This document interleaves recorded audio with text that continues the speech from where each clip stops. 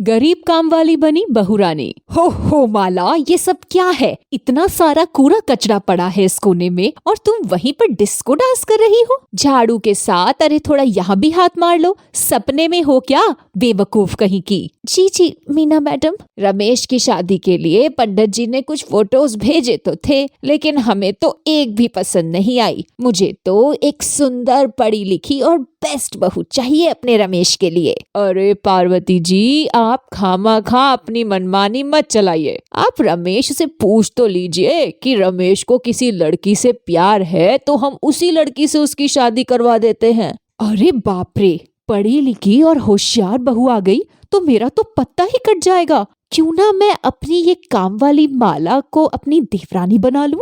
माना ये नामुमकिन है, लेकिन मुमकिन मैं कर लूंगी। ये अनपढ़ है, गवार है और बहुत भोली है, और फिर सारी प्रॉपर्टी मेरी हो जाएगी। ये कहानी है गरीब काम वाली माला की। घर के काम करने वाली माला एक बहुत ही भोली और नेक स्वभाव की लड़की होती है। मीना उस घर की बड़ी बहू थी और उसकी देवरानी उसका सब कुछ छीन ना ले, इसलिए वो प्लान करती है कि काम वाली माला को ही अपनी देवरानी बना ले। क्या ये मुमकिन हो पाएगा? आइए देखते हैं। ये लो माला, ये कुछ सुंदर कपड़े हैं और ये मेकअप का सामान। कल से अच्छे से रेडी होकर आना काम पर। देवर जी और तुम्हारी जोड़ी खूब जचेगी, इसलिए मैं तुम दोनों का मिलन करवाना चाहती हूँ। ये आप कैसे बात कर रही हैं मीना मैडम? कहाँ रमेश सर और कहाँ मैं? हो, अरे ये अमीर और गरीब बस कहने के लिए होते हैं, आखिर में तो सब साथ ही है ना। मीना अब माला को पूरी तरह से तैयार करती है। उसके दिमाग में ये बार बार डालती है कि रमेश को उसको अपनी तरफ आकर्षित करना है, और दूसरी तरफ वो रमेश के पास जाकर उसके कान भरती है। ये लीजिए रमेश सर। Thank you. वैसे ये लड़की है तो बड़ी सुंदर और मासूम भी है। सुना है इस बेचारी का इस दुनिया में कोई नहीं है, इसे एक अच्छे जीवन साथी की जरूरत है। वैसे देवर जी, आप दोनों की जोड़ी एकदम सुंदर रहेगी। मैं गरीब और अमीर में इतना कंपैरिजन तो नहीं करता, लेकिन मुझे बहुत कंफर्टेबल फील होता है जब भी वो मेरे साथ होती है। अरे ये तो बहुत खुशी की बात है। मैं तो कहती हूँ कि आप आज ही मम्मी और पापा से बात कर लीजिए इस बारे में। देवर जी, नहीं मीना भाभी, मैं इस रिश्ते को थोड़ा और टाइम देना चाहूंगा। मीना अब रमेश और माला को एक दूसरे के पास लाने का कोई भी मौका नहीं छोड़ती है, और कुछ दिनों बाद दोनों अपने प्यार के बारे में सबको बताते हैं, और रमेश की इच्छा को घर वाले मना नहीं करते, और माला घर की छोटी बहू और मीना की देवरानी बनकर आती है। अब आने के बाद माला घर का काम पहले जैसा ही करती है। ओह गॉड, अब पूरा आंगन साफ करना है मुझे। कितना कठिन सफर होगा मेरा। जेठानी जी, आप चिंता मत कीजिए, मुझे आदत है, मैं सारे काम फटाफट कर लूंगी। आप जाइए और टीवी में सीरियल देखिए।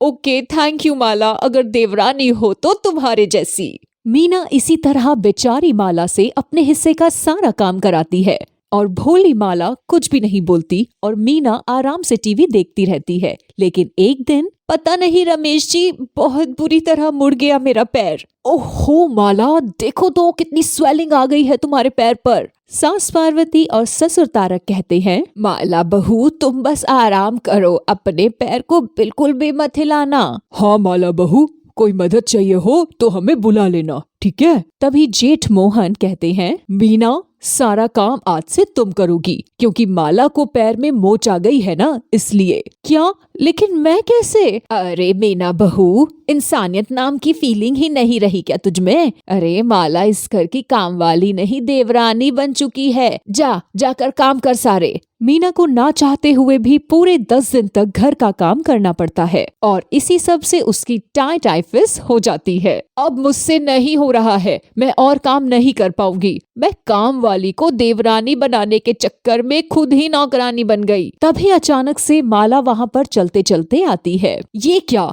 तुम चलकर कैसे आ रही हो? इसका मतलब तुमने नाटक किया था ना? रुक, मैं अभी सबको बताती हूँ। कुछ नहीं कर पाएंगी आप जेठानी जी, क्योंकि घर पर तो कोई नहीं है, सभी लोग किसी फंक्शन में गए हैं। आपको क्या लगा बेचारी भोली है, नादान है, अनपढ़ है, इसलिए इसे चिपका देते हैं? एक बात आप कान खोल कर सुन लीजिए, जब सीधे लोगों से टेढ़ा बनकर रहोगे ना, तो वो लोग भी टेढ़ा बन जाते हैं। How dare you! भूलो मत कि तुम इस घर की काम वाली हो। काम वाली नहीं, बहू हूँ मैं। समझ गई आप? अभी आपके सारे सपने पर पानी फिर चुका है और मैं आपके घिनौने प्लान को कभी कामयाब नहीं होने दूंगी। और हाँ, ये घर वाले मुझ पर आपसे ज्यादा भरोसा करते हैं, इसलिए आपकी कोई भी चाल चल नहीं पाएगी जेठानी जी। माला पूरे राशन के साथ वहाँ से चली जाती है और मीना को बहुत गुस्सा आता है। कुछ दिन बाद घर पर दादी आती हैं। वो दिन तक रुकती हैं। देखो, तुम दोनों भी अच्छे हो,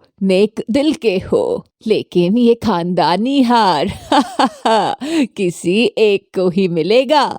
इसलिए इन 3 दिनों में मुझे जो बहू ज्यादा अच्छी लगी, मैं उसे ये हार दूंगी, और वो है छोटी बहू माला। दादी माला को खानदानी हार पहना देती है और मीना बुरी तरह से जल जाती है।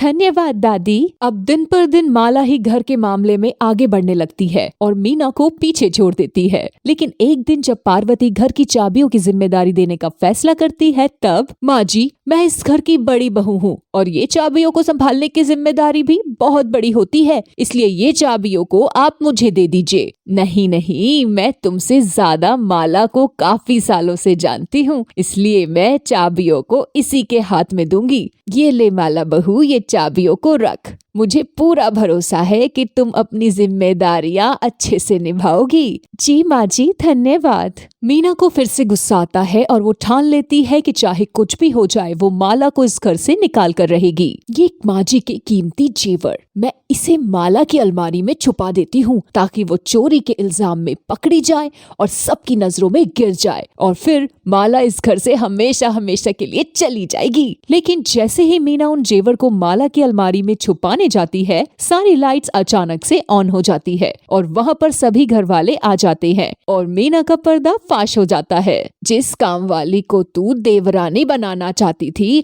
आज उसी देवरानी को घर से बाहर निकालने की कोशिश कर रही है। वो अरे 7 जन्म लेगी ना तो भी तू माला की तरह नहीं बन पाएगी। मीना, तुमसे ये उम्मीद नहीं थी। लानत है तुम पर मीना बहू, जाने अनजाने में ही सही, लेकिन आपने मुझे और इस परिवार को एक हीरा दे दिया। मैं तो बहुत लकी हूँ कि माला मेरी बीवी है और इस घर की बहू भी। मीना को अपनी गलतियों का एहसास होता है और सबसे हाथ जोड़कर माफी मांगती है।